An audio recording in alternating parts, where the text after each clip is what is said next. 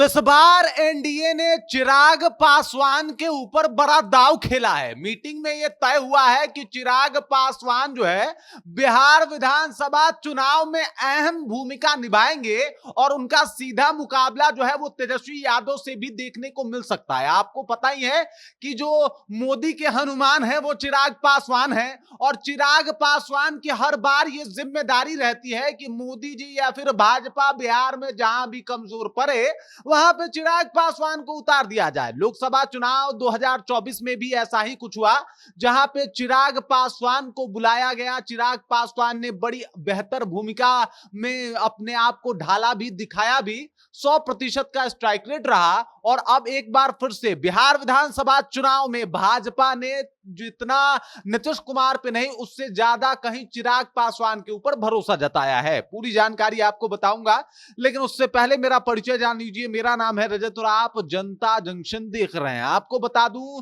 कि जहां अगर प्रचार की बात होगी तो इस बार चिराग पासवान को प्रचार प्रसार का सबसे ज्यादा जिम्मा दिया गया है और लगभग हर एक विधानसभा में चिराग पासवान को भेजा जाएगा। इसके बारे में चर्चा भी हुई है, क्योंकि चिराग पासवान युवा बिहारी के चेहरे हैं। युवा बिहारी के ऊपर वो बातचीत करते हैं, बिहार फर्स्ट, बिहारी फर्स्ट की कामना लेके वो जो है वो राजनीति करते हैं और इस वजह से युवाओं में उनकी अपनी एक पैठ है। जहां भी जाते हैं भौकाल और माहौल बनाने के लिए जाने जाते हैं और जहां भी जाते हैं भीड़ जुटाने के लिए वो पर्याप्त हैं। और यही वजह है कि भाजपा ने इस बार सोचा है कि हर एक विधानसभा पे, जितने भी विधानसभा है वहां पे चिराग पासवान को भेजा जाएगा। वजह यह है कि चिराग पासवान अगर जाएंगे तो यूथ कनेक्ट हो पाएगा।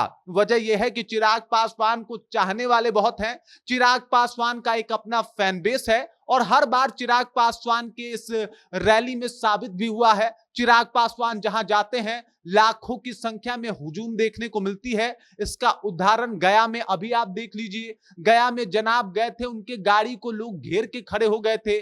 जहां पे वो भाषण दे रहे थे वो जगह, वो फील्ड जो है वो लोगों से खचाखच भरा हुआ था और चिराग पासवान के हर बोल के ऊपर लोग तालियां बजा रहे थे। और अमूमन हर एक सभा की स्थिति चिराग पासवान से के जाने से यही देखने को मिलता है। बिहार की बात अगर हटा दे तो झारखंड और उत्तर प्रदेश तक में चिराग पासवान का जलवा है और इस बात को भाजपा भली भांति समझती है। भाजपा बड़ी जिम्मेदारी देगी।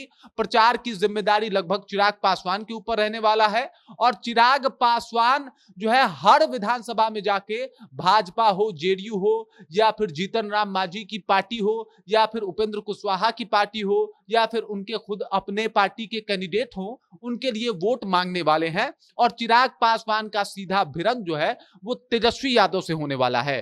तेजस्वी यादव चूंकि युवा है और इस वजह से भाजपा चाहती है कि युवा का तोड़ कोई युवा ही निकले और उनके नजर में चिराग पासवान से योग्य युवा अभी बिहार में कोई दूसरा नहीं है। और इसी की वजह से चिराग पासवान को जो है ये बड़ी जिम्मेदारी देने का काम जो है वो भाजपा कर रही है। और आमतौर पे ये देखा भी गया है कि जब जब भाजपा को आवश्यकता होती है तब तक चिराग पासवान स्वयं पहुंच जाते हैं। आपने देखा कि लोकसभा चुनाव में किस तरीके से वो मोदी जी के साथ कई मंचों को साझा भी किए। जब जब मोदी जी आए तो उनके साथ दिखाई दिए और तो और मोदी जी को कोई कुछ बोलता है तो उससे पहले चिराग पासवान आके सामने खड़े हो जाते हैं। और अब जब बिहार विधानसभा में मोदी जी को आवश्यकता है, बीजेपी को आवश्यकता है, एनडीए को आवश्यकता है, तो ये जिम्मेदारी भी चिराग पासवान को जो है वो दे दी गई है।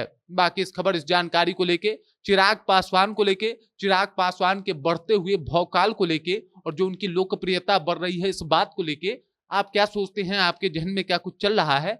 कृपया कमेंट कीजिए और अपना विचार हम तक पहुंचा दीजिए। बाकी आप देख रहे हैं जनता जंक्शन और मेरा नाम रजत है।